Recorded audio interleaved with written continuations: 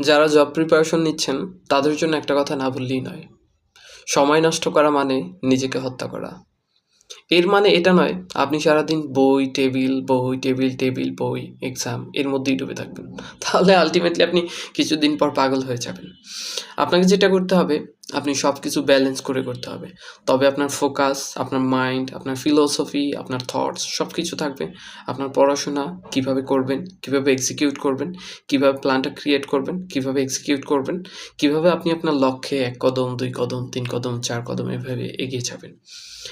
এই থটস যদি আপনার মাইন্ডের মধ্যে থাকে, ইনশাআল্লাহ আপনি অন্য সবার থেকে এগিয়ে যাবেন। একটা কথা আছে, good plan is half of done. একটা সুন্দর পরিকল্পনাই হলো একটা কাজের অর্ধেক।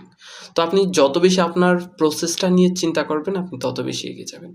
প্রিপারেশনের দিনগুলোতে ফেসবুক স্ক্রলিং, অনন্য যেই ব্যাপারগুলো, বাজে কাজগুলো থাকে, আপনার যতটুকু দরকার আপনি ততটুকুই করেন।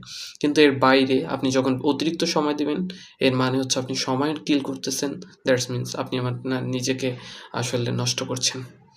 সো এই জিনিসগুলো এড়িয়ে চলতে হবে। সব কিছু ব্যালেন্স করে করতে হবে। সব কিছু ব্যালেন্স করে করতে হবে।